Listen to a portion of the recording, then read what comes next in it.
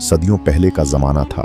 न बिजली थी, न शहरों की रोशनी, सिर्फ चांद की हल्की सी चांदनी और मिट्टी के चिराग।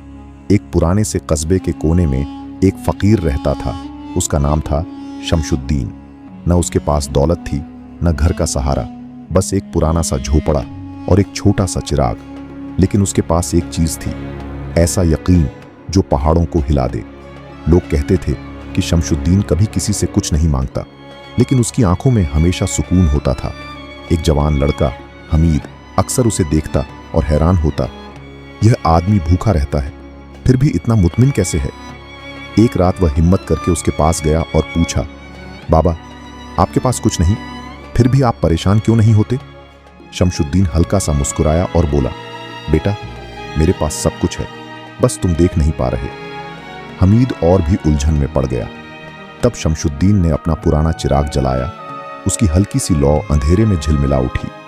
वह धीरे से बोला, मैं हर रात इस चिराग के साथ एक अमल करता हूं। मैं कसरत से प्रॉफेट मोहम्मद सल्लल्लाहु अलैहि वसल्लम पर दरूद भेजता हूं। हमीद ने हैरानी से पूछा, सिर्फ इतना?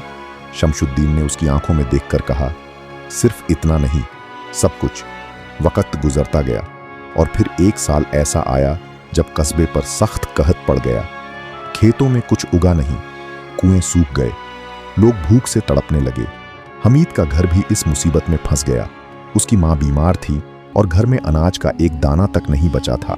मजबूर होकर वह दौड़ता हुआ शमशुद्दीन के पास आया, बाबा, कुछ करो वरना हम मर जाएंगे।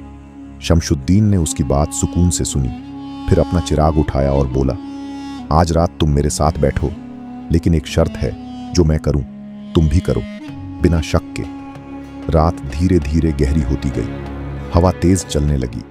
झोपड़ी के अंदर सिर्फ एक चिराग की रोशनी थी, जो कभी तेज होती, कभी हल्की। शमशुद्दीन ने आंखें बंद की और दरूद पढ़ना शुरू किया, अल्लाहुम्मा सल्ली अला मुहम्मद। हमीद भी उसके साथ पढ़ने लगा, पहले 50, फिर 100, फिर 200 मर्तबा। वक़्त गुजरता गया। हमीद के दिल में बेचैनी बढ़ती गई। उसके जहन में बस एक ही सवाल था, इससे क्या होगा? बाहर लोग भूख से मर रहे हैं। लेकिन शमशुद्दीन की आवाज में इतना यकीन था कि वह चुप हो गया। उसे महसूस हो रहा था जैसे ये अल्फाज सिर्फ जमीन पर नहीं, कहीं और भी सुनाए जा रहे हैं। रात के बीच में अचानक हवा का रुख बदल गया। आसमान पर घने बादल छा गए, बिजली चमकी और फिर एक जोरदार गरज के साथ तेज बारिश शुरू हो गई। ऐसी बारिश जो उस साल किसी ने नहीं देखी थी।